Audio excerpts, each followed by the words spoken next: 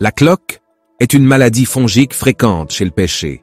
Elle est à l'origine de certaines manifestations particulières qui se distinguent des autres maladies qui touchent les arbres fruitiers, par des boursouflures et des déformations sur le feuillage, donnant un aspect particulier à l'arbre.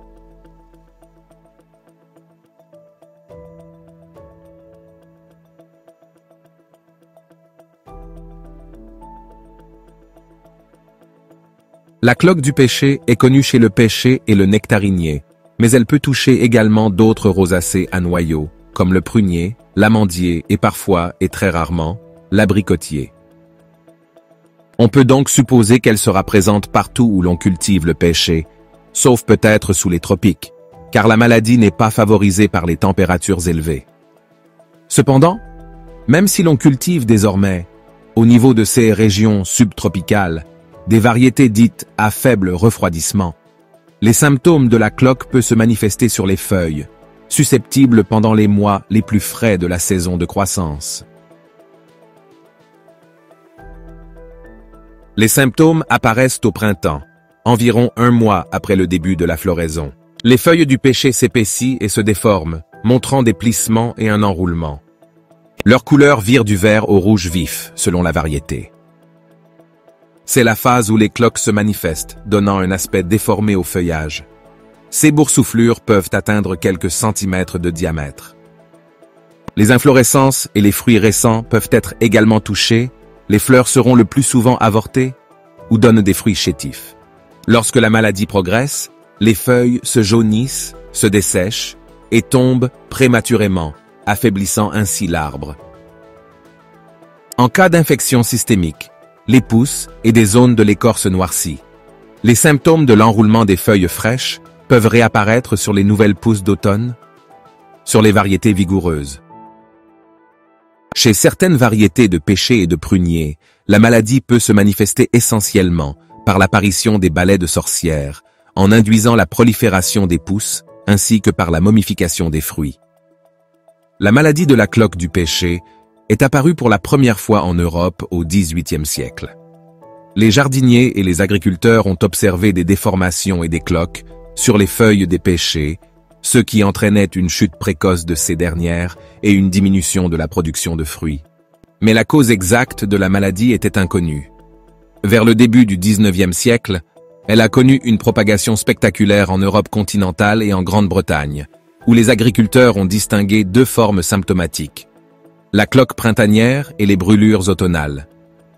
Le champignon en cause fut décrit par le révérend Joseph Berkeley vers 1857, ensuite par les botanistes Alfred Bennett et George Murray, puis par le botaniste mycologue français Tulasne, ayant donné le nom de Taphrina deformans à l'agent causal en 1866.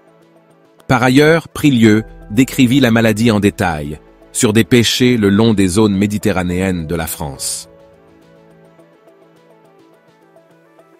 L'agent causal de la cloque du pêcher, connu sous le nom de Taphrina deformans, est célèbre pour les manifestations pathologiques particulières qu'il induit sur l'hôte. Le genre Taphrina appartient à la famille des Taphrinacées, mais il faut remonter plus pour comprendre sa nature biologique.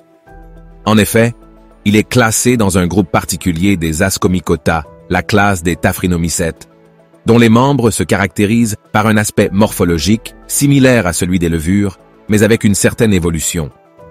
D'ailleurs, ces taxons sont connus techniquement sous le nom de levuroïdes, car ils n'ont pas une forme filamenteuse mais plutôt une masse amorphe et des asques nus, non protégés.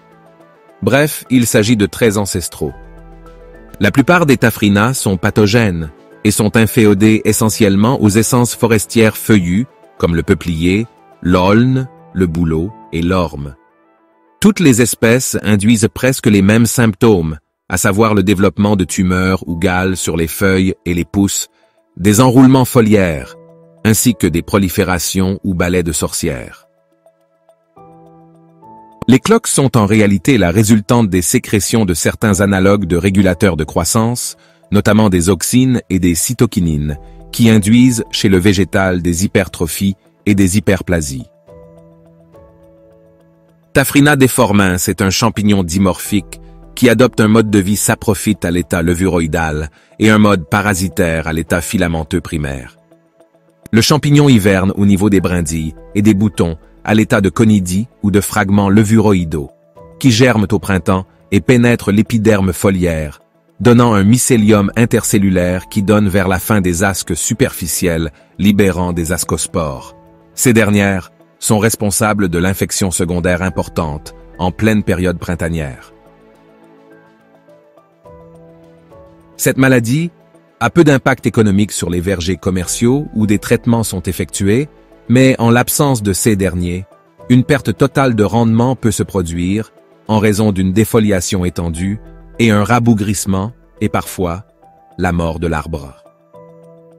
Les fruits peuvent également être affectés avec une déformation et une qualité réduite. C'est le cas des prunes. Aucune immunité de l'hôte contre la cloque n'est connue. La résistance est présente chez quelques variétés et la sensibilité varie entre celles-ci. Mais la résistance variétale n'est pas utilisée actuellement pour lutter contre cette maladie. La lutte chimique est très efficace si les pulvérisations sont effectuées à la chute des feuilles ou juste avant le débourrement. Une seule pulvérisation après la chute des feuilles est appliquée dans les régions de production sèche. Par contre, dans les régions plus humides, plusieurs pulvérisations à base de cuivre à la chute des feuilles, comme l'oxychlorure de cuivre, l'hydroxyde de cuivre et la bouillie bordelaise, et une ou deux pulvérisations de zirame, de thirame, au moment du débourrement, sont envisagées pour lutter efficacement contre la maladie.